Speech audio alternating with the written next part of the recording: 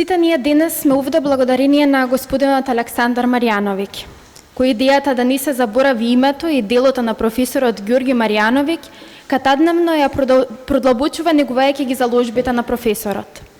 Ѓорги Марјановиќ беше и една од тие заложби беше и негувањето на македонскиот јазик и култура. А токму оваа манифестација е дел од тој мозаик кој веруваме ќе биде знак за препознавање во иднина. Го поканувам господинот Александар Марјановиќ да земе збор. Повелете.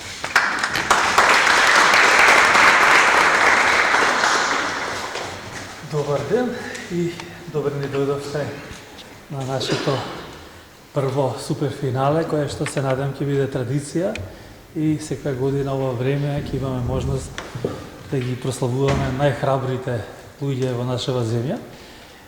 Неодамна прочитав дека излегување на јавна сцена е најголемиот страф што може да го доживее човек. Дури потоа е страф од смрт и така.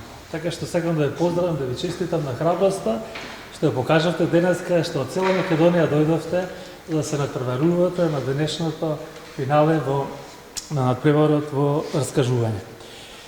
И бидејќи денеска сите вие ќе раскажувате приказни интересни што сте ги прочитале, еве, за добре дојде и јас подготвив една приказна за вас. Приказната е за мојот татко Ѓорги.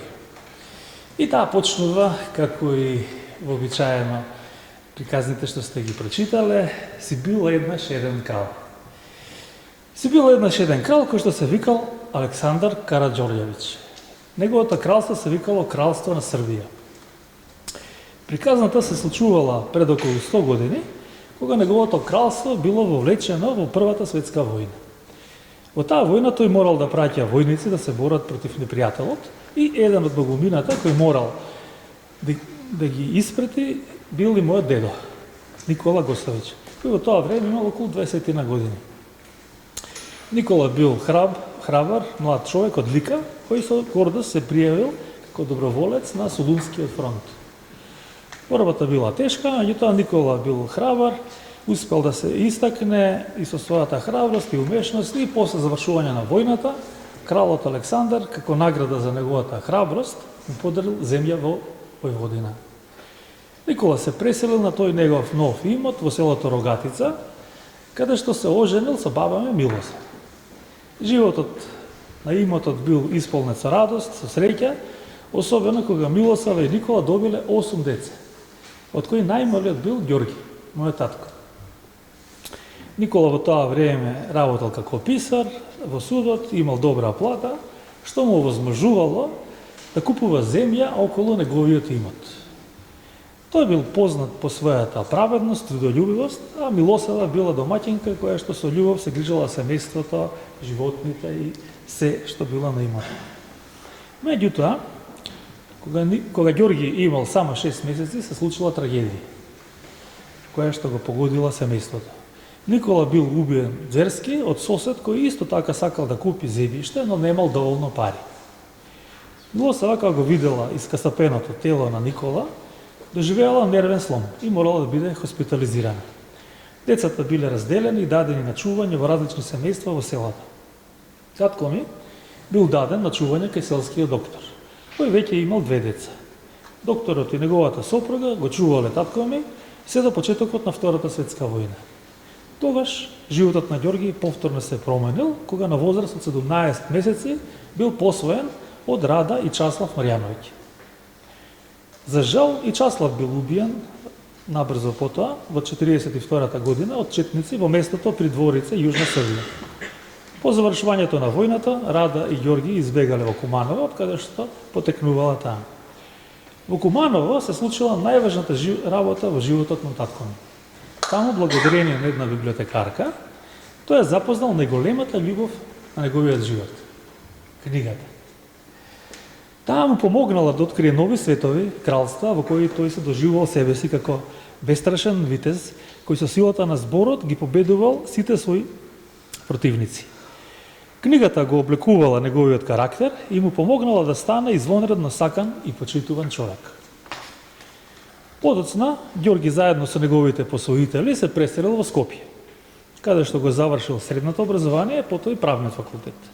Станал професор по право на овој факултет и бил омилен кај студентите затоа што умел интересно да говори, па неговите предавања секогаш ги полнеле амфитеатрите. Каков што е овој. Всушност, требаше да бидеме во горната просторија, тоа е многу поголем амфитеатар, ово не е амфитеатар, а говорот беше подготвен за другата просторија. Како и да е, пред околу 40 години, Ѓорги започнал една нова борба, која на крајот успел да ја добие. И покрај тоа што во негово време тоа изгледало невозможно.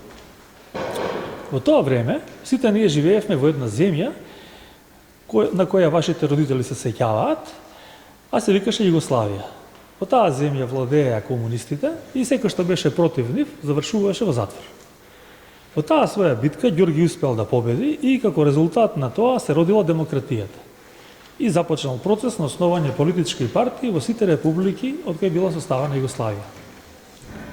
Таа победа му возможила да ја основа и првата политичка партија во Македонија, Лига за демократија, а неговиот сон бил Македонија да стане пристано место за живење.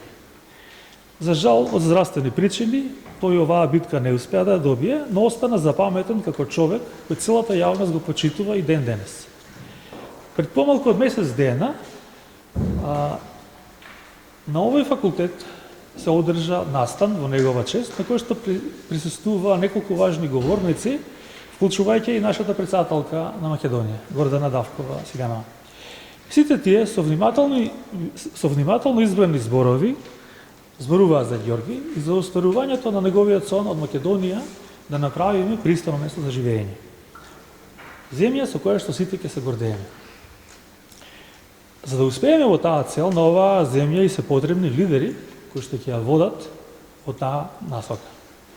Тие луѓе не случајно сте вие, нашите денешни учесници во надпреварот, кои што покажавте дека сакате книгата и читањето. Со учествување на овој надпревар, вие ќе развивате не само својата способност за јавно говорење, туку ќе развивате и се развивате и како луѓе кои околината ќе ги сака и ќе ги почитува. Со учествување на овој надпревар, како што знаете, си го заслужувате своето место на Академијата за идни лидери, која што ќе ги обликува младите по урникот на Ѓорги. Кога ќе завршите оваа академија, ќе бидете подготвени да станете лидери во било која област што самите ќе одберете. И за крај, бидејќи просеката јасна спомна дека некои ќе победат, некои ќе бидат наградени, некои нема, сакам да кажам дека секој од учесниците на овој надпревар ќе добие посебно признание, сертификат за учество и дополнително ќе добијат уште по еден скромен подарок на крајот од ова надпреварување. И благодарам на вниманието.